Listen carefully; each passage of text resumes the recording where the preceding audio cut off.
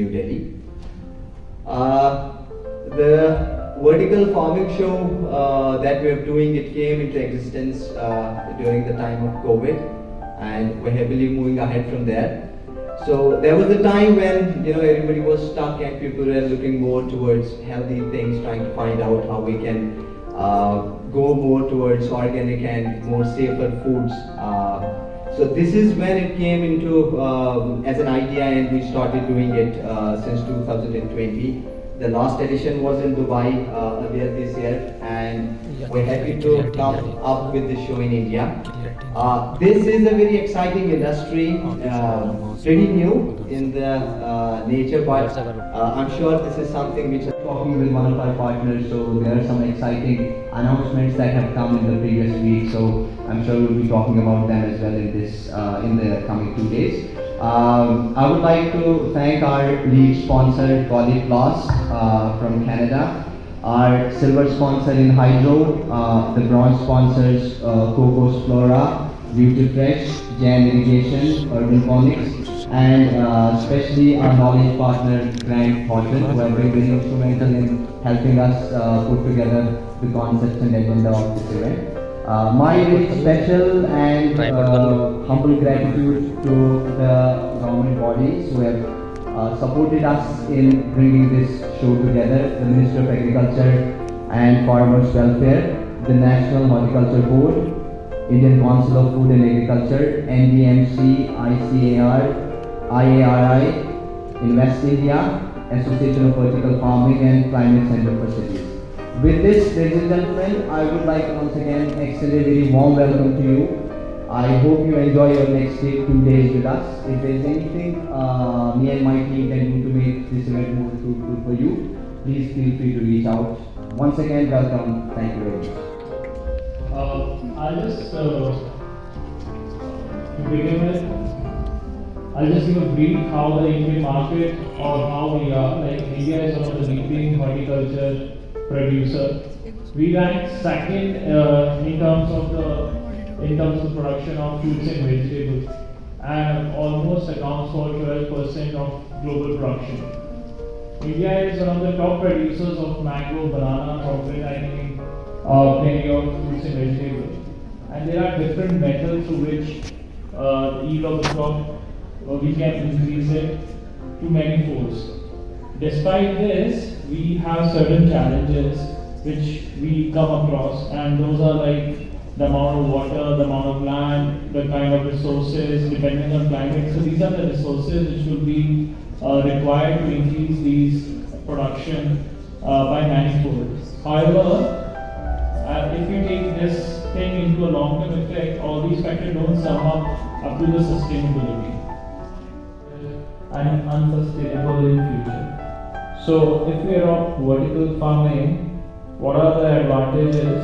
So we can expect a reduction in water consumption by 5x, crop yield to be increased by at least by 10x, and area under cultivation to be increased by 13x.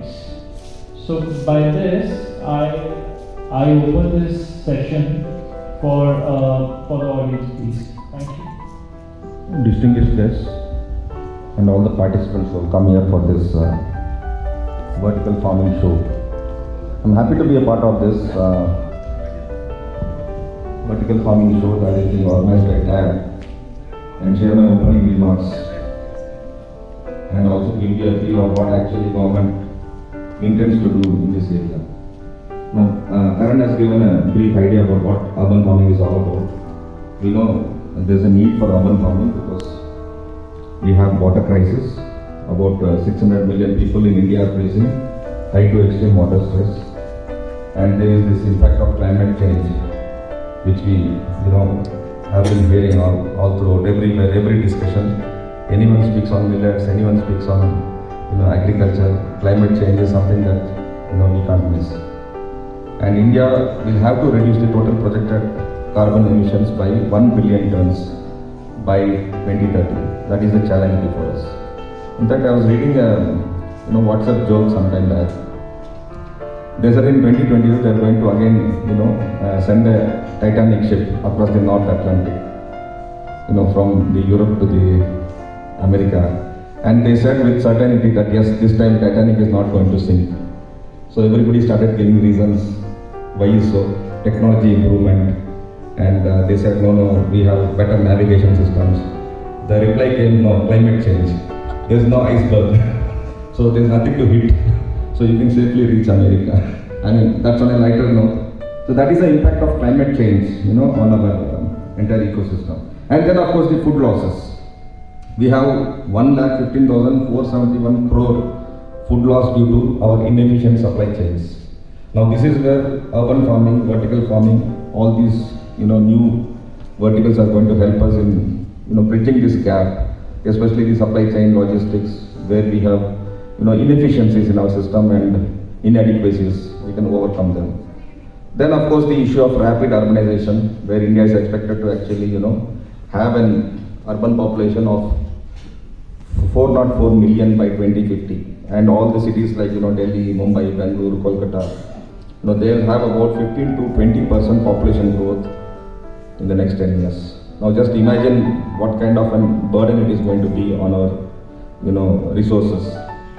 Food demand for urban areas is still being met by the rural areas, and that is not going to be an unsustainable strategy as we go forward. So therefore the importance of urban farming needs no more emphasis than this.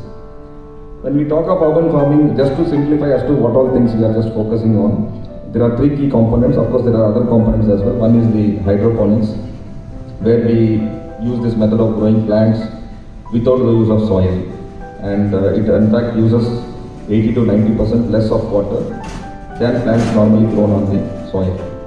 And there's some advantages. I think you will be having some technical sessions where they will be covering more about what hydroponics is all about.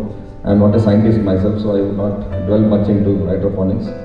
The other component that is the integral part of urban farming will be the vertical farming, which in fact is the name for this show, vertical farming show, where you plant all this in the stacked layers to save space. You have more of vertical space utilization, and it offers increased production overall and year-round consistent production. Indoor vertical farming can also be significantly lessening your occupational hazards associated with the traditional farming which we have, and of course the natural calamities that you can overcome. And there are several advantages of that. You have the modular design of vertical farms these days. It's becoming an enterprise. We have 41.4% return on investment to the clients in urban farming, and about 10 to 15% higher yield than the conventional farming techniques that we follow. And in terms of area savings, we can have less acreage in terms of 20% than the conventional farming, and also transportation costs. If you see, it's a huge figure, 80 to 90%. That's where we are going to have more efficient supply chains. Because when you do urban farming, you don't have to transport all the way from the rural areas your produce. You are having it in urban, so just small vehicles and less of pollution. So these are the key areas where we are going to get benefited. Now talking about Agri Infra Fund, in short, it's an interest subvention scheme, and NABARD provides for cooperatives also. So if cooperatives are interested to start urban farming, they will get interest, just 1% on the loans. It's a medium to long term credit. You have the credit guarantee under this scheme, under the CGTSME, and for the FPOs it is covered under the NAB Samrakshan. The main feature of AIF is the convergence, that it allows for dovetailing with several other schemes. Either it is across the ministries or across the state governments. If state governments provide a capital subsidy scheme, then you can dovetail it with the AIF scheme of interest subvention. In fact, to facilitate convergence systematically, what we have done is on the portal itself, with some of the ministries like MOFT, where they have a PM Kisan Sampada, PM Formalization of Micro Enterprises. These schemes are actually onboarded onto the AIF portal, so that if anybody, any beneficiary wants to avail a AIF facility, can apply for both simultaneously without having the requirement to actually apply separately under two portals. So these kind of convergence modules we are working on. We have done it with MOFT, and in fact even with some of the schemes of Agri Ministry like MIDH, NHB, SMAM, that is Submission on Agriculture Mechanization, Agriculture Marketing Infrastructure, where we have the subsidy for the construction of warehouses. All these are already having convergence with AIF. And in terms of projects, 25 projects at different locations, an individual person can avail facility. And groups, agri-preneurs, and large businesses, corporate houses, FMCG players, and even the state agencies like APMCs and cooperatives, FPOs. Now, the convergence opportunity that the AF provides for hydroponics and aeroponics and vertical farming, that is one feature which I wanted to highlight in the keynote address. Suppose you take an establishment cost of 25 lakhs for a small project, and the beneficiary contribution will be 10%. Out of that, you have about 2.5 lakhs to contribute, and the term will be 22.5 lakhs. Now, the support that you get from NHB, capital subsidy, is 20% of the total project cost. So 5 lakhs will come from the NHB. So to converge it, take the loan, and then your liability comes down to 18.5. And with AF support, you have another saving of 2.34 lakhs. So the total support of government is almost 7.5 lakhs out of a project of 25 lakhs. So if you converge it, the project becomes all the more attractive, viable, and also sustainable. And as you expand, say have more projects, you have this, leverage of having 25 projects set up in various cities, in various locations. So this is about the government support that is available.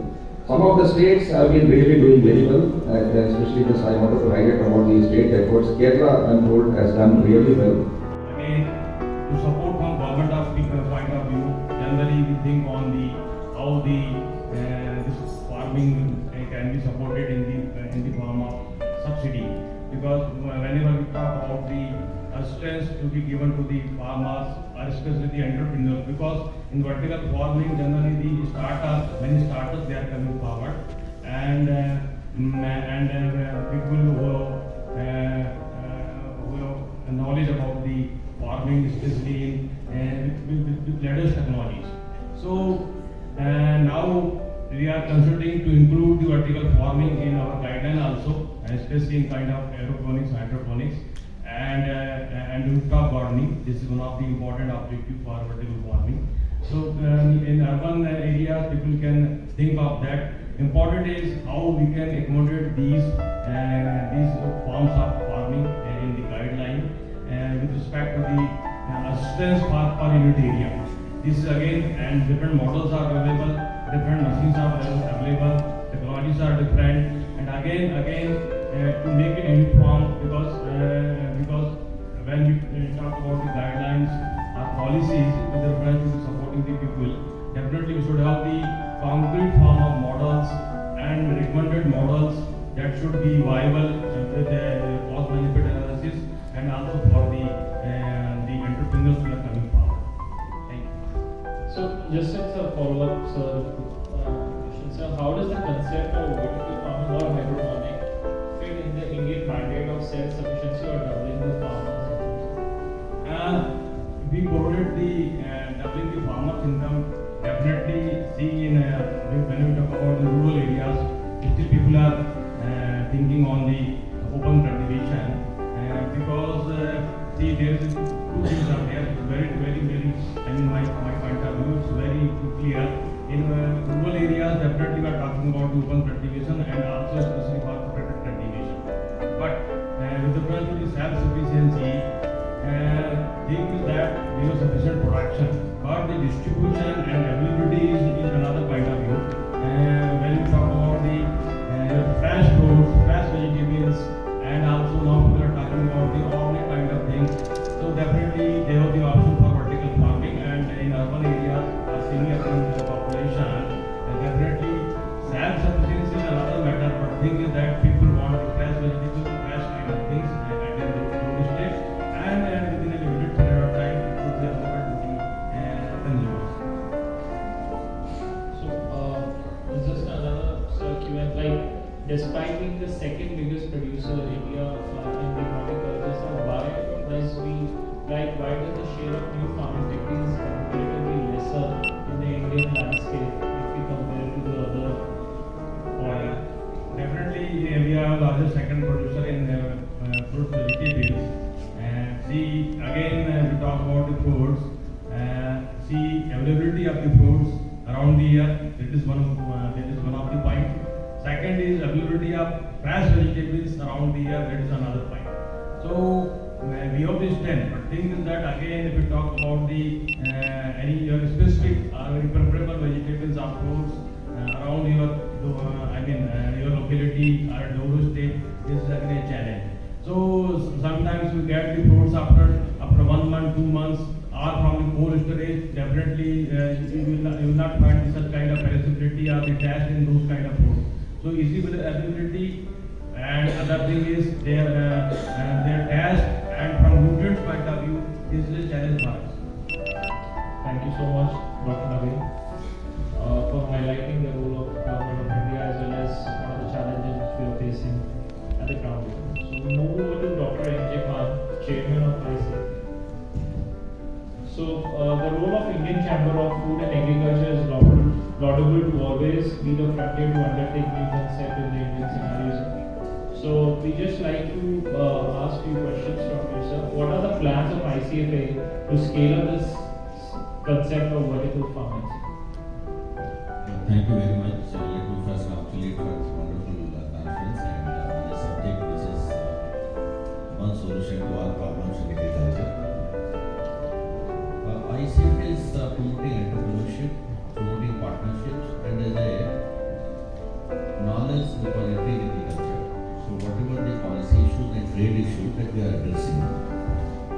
Now if you look at the key problems in agriculture, this subject has answers to everything. And the key opportunity areas, this is one line which can tackle all. I start with one by one. Today the biggest concern globally is the climate change and sustainability. There can't be any method of production in agriculture which is better than what the vertical farming concept provides.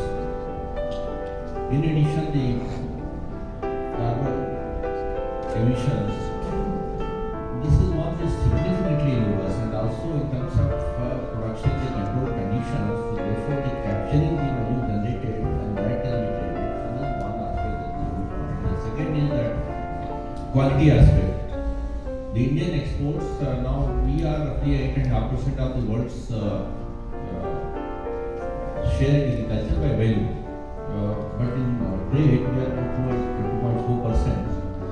So why it is so? Because we are not matching the quality in terms of what global markets require after the rapid increase in the last 4 years. So through vertical farming, we can produce what the world market will readily accept. Then is the cost competitiveness, because to compete at the world marketplace, you need to be competitive. The cost reduction that Joint Secretary slide also shows that how much is the cost reduction.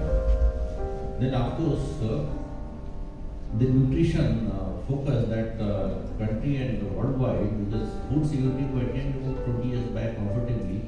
Last in 15 years, every commodity was either in surplus or in either sufficient or in surplus. But nutrition security, we are still about 22% of the world's malnourished population. And so is even Africa has got the food security, but not the nutrition security. So this is one way of doing farming where you can ensure that there is adequate nutrition in what we harvest. And then water saving and every other benefit that you get. But what has been the constraint, why it has not been growing, that is where the ICFA intends to play a role. Entrepreneurship development is very important, because this project can come up only in the entrepreneurial models to be more successful. Of course, AQ and everyone else is also entitled to. But the techniques that are required, the precision that is required, I am sure that the more qualified person can do better.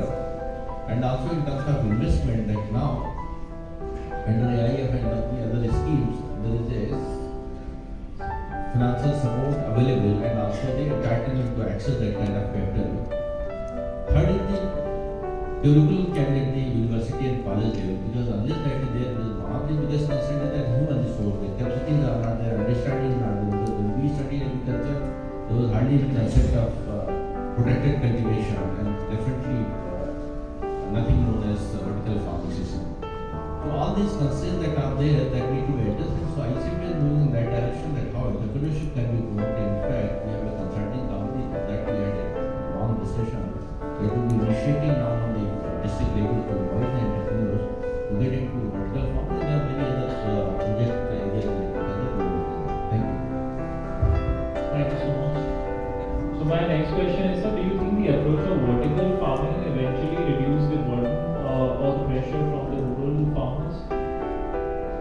Not really, because even conceivably in the next 10 years or 20 years or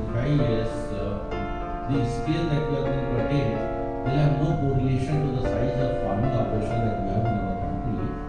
So therefore, that is not there. But big opportunity area in terms of exports and all the concerns that are there, the challenges that we face, that is likely to be addressed. 5 years back, when first time I saw the vertical farming model relative away from Tokyo, that drone lighting, multi-level. So it was very automated. There was a robotics and all that. But 6 months before that, in Germany and in Times, Bayer headquarters I went to see, but that was limited to seeds. That kind of operation only for the seed research purpose. Slowly, if you look at Netherlands, that how in a big way this has come out. So India is following that, but the size of an enormity of agricultural operation in India, this concept is not going to make any replacement of what the traditional farming systems are. But this is a value addition. Farmers can learn. More importantly, the entrepreneurs can learn, and they can put up this thing, and then that will contribute both to the demand of the urban farming and from urban production itself, meeting the demand of the urban area, but more importantly, that export opportunity that can be adequately tapped. So it's a beginning, but rapidly it will come up. All the 4 concerns that we have, the policy makers are able to address them, and I'm sure they should. And probably will see much more rapid. In fact, every 3 years we are getting more acres under this, more number of players in it than what we had previously 30 years. So matching the pace of change, then surely next 20 years time will have very, very significantly sizable size of vertical farming. Thank you, sir. So, thank you for highlighting what measures and what we are undertaking on the ground. So, we go over to our next, Mr. Sanket Mehta, co-founder of GVF Farms. So, my first question to you is, as a pioneer of the industry, what are the new technologies and innovations that you are bringing to the concept of vertical farming? Hello, my name is Sanket Mehta. I have a company named GVF Farms. So, as a question asked, what new I try to bring in vertical farming, I would like to simply say that vertical farming as a whole, or hydroponic farming or aeroponic farming, we are trying to solve the basic problems, which is food. At the end of the day, we all require food, and that is the problem that we are trying to save. As a whole concept, when we say, are we secure in food? Yes, India is a secure country in food, but are we secure in quality food? No, I would not agree with that. We need some good quality foods to reach to the urban population and the rural population as well. So what as a NutriFresh we are trying to do is that there are 4 M's that we are trying to make sure that the company has. So first one, market. Do we have a good market? Yes. There are government agencies who have already printed out so many of the research or given research on how big the market of F&B today is. Even on today's date, 35% of the entire market, the basket that is get into your homes consists of fruits and vegetables. So yes, there's a good market. Then is the model. Is the model correct? The second, when I say as a NutriFresh, we have 5 different businesses that work into one agriculture company. So first is the agriculture company itself, where there are processes, there is harvesting, there is pruning, there is cutting, there is chopping, where you have to deliver the produces also, have the post-harvest practice also. Then it's a complete technology company. We have put in the technology, there are IoT systems, there are sensors, via which there is a various inputs, outputs coming out of it, and there's a data-driven technology given. So this is the second business that is already imbibed within the horticulture or within the hydroponic business. Third over here is the manufacturing process. They have inputs, they have outputs, you have seeds, nutrients, fertilizers as your inputs, the product coming as outputs, the whole manufacturing process as well. The fourth over here is the real estate company. We take up barren lands, take up the lands, build the entire structures over it. You have polyhouses, you have civil structures coming over there. It's a real estate company as well. The fifth and foremost, it's a sales and a marketing company. We have to pack the produce in such a way that is more lucrative enough for the consumers to pick up from any store. So the 5 business models when they put together, a good model is being made. Third L right now is the management. As a team, we try to bring in the partners that are ready to work, put in their extra effort towards development of that company. We all understand that we claim ourselves to be the experts, but I would refrain from doing that. I'm still a learner over here. At the end, at whatever age is, learning never stops. And this is what we try to imbibe in every management person or every partner that comes into the company. And the fourth is the money. We have government for that. Money comes in from the government. But yes, this is the most important part. The money also plays a very important role when we talk about any business model or any of the businesses. So as a unit, we are trying to bring in the 4 M's put together and do a good business, a sustainable business. So coming back to your the last time which you spoke, my next question is only on that. What are your expectations on Government of India or the state governments in terms of support financially or promotion? I was listening to the speeches happening to now. We heard about the AIF, which is taking shape in a very nice manner and which is specifically given for hydroponics, aeroponics, as well as community building. That's a good initiative taken by the government of India as well as state governments here. However, I would like to request or propose in a way, we always see agriculture as a welfare product. It's always considered to be welfare. Whenever we see agriculture, we associate it with a farmer's suicide, or we associate it with a welfare community, we associate it with upbringing of the lifestyle, we have less stress on the rural development. But my answer to it is, can't we see that at a commercial scale? Agriculture can be commercial. Now, in various developed countries, you consider like UK, USA, they have, or Dubai for that matter, they have considered farming as a commercial, they have commercialized agriculture. Because of which there is profitability. Whenever a private company, whenever a private institution enters into the business, he takes up a 200 acre of land, develops that entire land, gives a sustainable income to its farmers, gives a sustainable income to the people, and that is what is the need of the hour. So bringing commercialization will actually gain profits and the business will become more sustainable. Like in terms of MSME, if a MSME company wants to set up a 300 crore investment, all the state governments will put down their foot and bring that company into the state because they want the employment to generate. A single, like a 20-30 acre of a facility can generate up to 300 or 400 employments. But a 100 acre of a controlled environment cultivation can generate up to 1,000 employees. So that's the huge capacity that a farming or a controlled environment cultivation has.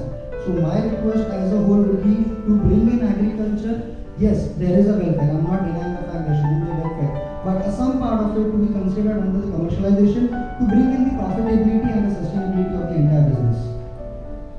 Thank you, Sabir, for mentioning what is required at the ground and how government, both state and government of India, can focus and bring in agriculture as one of the commercial activities. So moving on, I would now invite Dr. Naveed. Dr. Naveed Sabir, Principal Scientist. Sir, my first question is, what are the innovations we expect in terms of new farming techniques which we are expecting, sir?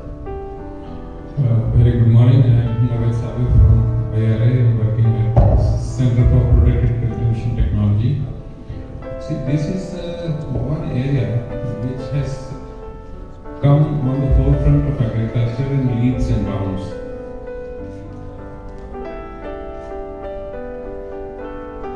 Indeed, in our country, the industry help of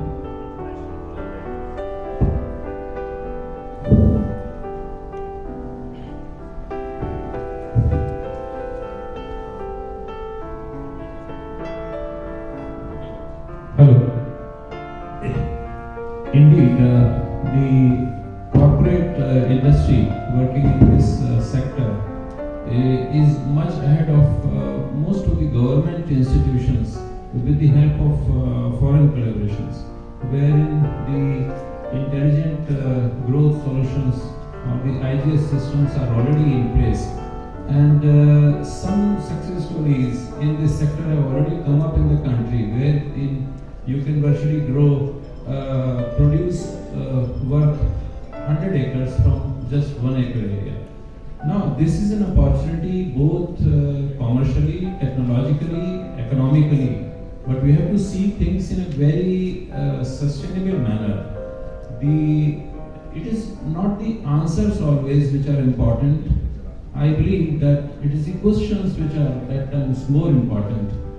When we can grow produce per 100 acres from 1 acre.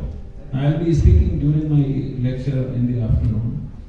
The next question is more important, that what we will do with the remaining 99 acres having achieved 100 acres worth of production from 1 acre.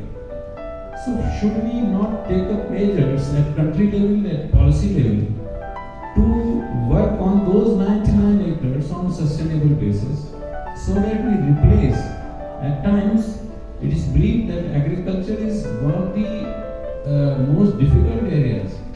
The more and more commerce we do in the agriculture, we have to, until and unless we did sideways replacement or ecological replacement of the sector, then we will be creating hazards for the globe as a whole. So it is not only the technological advancement, it is not only commercial exploitation, but at the same time we have to work in very important policy area of ecological sustainability with this. No doubt the vertical farming is opening up sectors. The technology has done its part, but we have to look inward into policy matters, what sustainable issues we are creating. On another scale, the vertical farming is moving separately as compared to the conventional farming. What Dr. Khan sir was just talking about, that in coming 20-25 years, these things will be moving parallelly, vertical farming on one hand and conventional farming on one hand. Largely because the produce basket is very narrow with the conventional farming. So this vertical farming will in very near future be adding more to the environment than to the food in terms of aesthetics, in terms of city landscaping, in terms of vertical towers, and in the process, no doubt we will be producing some food, some fresh vegetables, some herbs for the urban conglomerations. But the ecological, if you see ecology at large, the conventional farms will be going hand in hand. So there we have to develop some models where the advantages gained from vertical farming have to be transferred to the conventional farmers in terms of economy, also in terms of technology, also in terms of knowledge sharing, also in terms of handholding. Thank you, sir. So my next question is again relevant to what you have already addressed. Is there any need of having a new ecosystem in terms of partnership, R&D, and approach to the vertical farming propagation, like how we can do it with certain? In fact, I have already maybe hinted some of these areas in crisscross. Yes. This next question of yours. The government needs to play a very big role with the vertical farms. The vertical farms that are coming up are just like in a factory mode, plant factories. So they have to be supported by the government, particularly in the urban areas, wherein they will be addressing or helping solve the environmental issues. So not only in terms of subsidy, but in terms of manpower utilization. The government has a lot of scientific manpower, which tends to be working hand in hand with the corporate sector. So public-private sector mode maybe was never as useful as it will be in the vertical farming sector. So subsidy is one part, knowledge sharing is one part, and the commercial angle of it, the marketing platform is one part, and the environment in terms of city landscaping and all. So I've touched these areas already. In terms of policy, in terms of technology, in terms of collaboration, in terms of partnership, public-private partnership. This vertical farming has tremendous scope, and as I said, the intelligent growth solutions already available across the globe. In our country, we stand a lot of these opportunities at commercial level also, at personal level also. But commercial level also, if you see this sector can be divided into very different things. One is a passionate individual growth. His problems are different. With the coming of the COVID, a lot of people have started thinking in terms of rooftop gardening and all. because they want to ensure at least some component of food coming from your roof itself. Then another is individual businessman, small level. His takes are different. And third is the bigger corporate level. It is at this level that the government has to come forward and work hand in hand with the big corporates, because we can really make a change in the urban life, wherein as our Joint Secretary Sir in his opening remarks was stressing upon the large number of urban population that we are foreseeing in very near future. So there is a lot of scope for public-private partnership in this sector. It should be promoted very heavily across different tiers of partnership. Partnership in terms of finance, partnership in terms of expertise, partnership in terms of policy, partnership in terms of planning. So corporate has to join hands with the government. They have to support it. Thank you. Thank you, Dr. Navid, for letting us know the scalability of vertical farming and how we can achieve it, and what are the ways through which we can achieve it. So moving on to Dr. Praveen Singh, hydroponic professional and director, Prayag Policy Research and Innovation Institute. Dr. Praveen, my first question is, what are some practical and ground level challenges that farmers and entrepreneurs are facing for the vertical farmers? Hey, thank you, and good morning to all. Before going to your question, I would be happy to share with you guys at least खेती बाड़ी का रूप बदलता सा दिख रहा है. अगर आज हम देखें तो जैसे ही हम इंडिया में खेती बाड़ी की बात करते हैं, we always get a click of that deprived farmer. But what I can see, the people sitting here, they are associated with the farming, खेती बाड़ी से. So वहाँ कहीं ना कहीं जो एक मोटिवेशन होता है, एक जो रिस्पेक्ट होती है इस प्रोफेशन की, ऐसा लगता है कि यस, हम वहाँ पहुँचने वाले हैं, या हम उस डायरेक्शन में चलना शुरू कर चुके हैं जहाँ खेती बाड़ी को भी एक औहदा मिलेगा. हम हमेशा बात जरूर करते हैं खेती बाड़ी की, बट एक कहीं ना कहीं मन में एक सकोच होती है कि हम प्राउडली बोलें कि वी आर द खेती बाड़ी guys. So coming back to the question, the challenges in this hydroponic or vertical farm. As my previous speakers, they also shared some of them. I would like to tell you few of the real challenge what these growers are facing. The good part is 99% of this hydroponic or vertical grower, they are well educated guys and who are using science to grow the crop, which is somehow the missing link. अब जब बात होती है challenge की, लोगों के पास पैसा है, people have money, people can create the infrastructure, but in hydroponics or in vertical farming, the most important challenge is how to run the show. Because what is happening, these vertical farming and hydroponic or whatever high-tech farming is, it requires precision. If we compare this with the traditional farming, the soil is there to absorb the shock of any kind of a mistake or an error done by the grower. But in this high-tech farming, the grower is the mother, father, or everything for the crop. So, unavailability of the skill resources. If I am talking about skill resources, to an extent, those who can just talk to the plant, they can understand that how the plant is behaving on your action.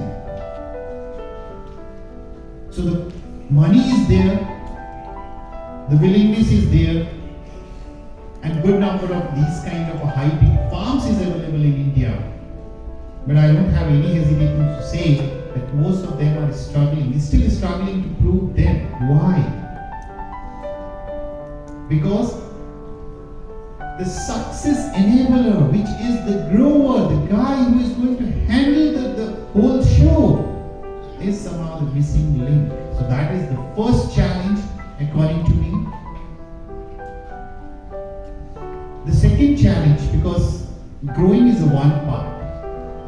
As Sanket has mentioned that yes, this high-tech or a vertical or a hydroponic venture need to have 4-5 different experiences of 4-5 different industries. So somehow still the marketing is becoming a major challenge.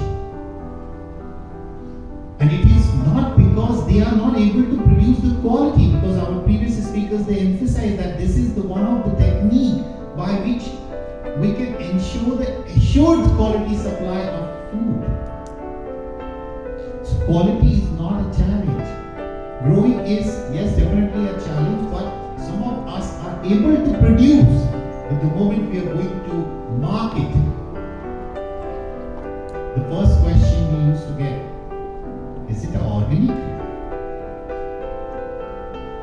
Because the moment they are asked to pay a little higher, because our production costs so far, we are not able to achieve what we are talking about. Because I think in the first lecture itself, it have a potential to reach 10x in terms of productivity.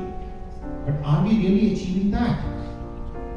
So we are not able to achieve that. That's how the cost of production of hydroponic or vertical produce in India are higher.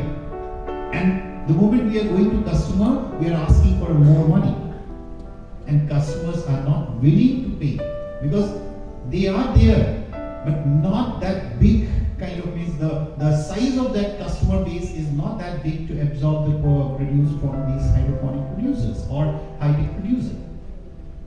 So the second challenge according to me is how to reach to those customers who are willing to pay premium and those who are not able to even get the quality of these produce, how to reach and disseminate that knowledge to those kind of customers.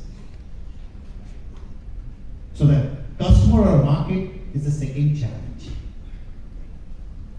Third, definitely, if we talk about any agriculture product, it requires a longer gestation period. So there is a need for supporting these type of a venture. So the government policies need to be pro high-tech farmers, which is already, if you talk about the protected cultivation, people are getting subsidy and people are getting government support. But if we talk about these kind of a high-tech farm, yeah, we are the player in these kind of a event, able to convince the government that yes, this is going to be the future. Why I am saying the future?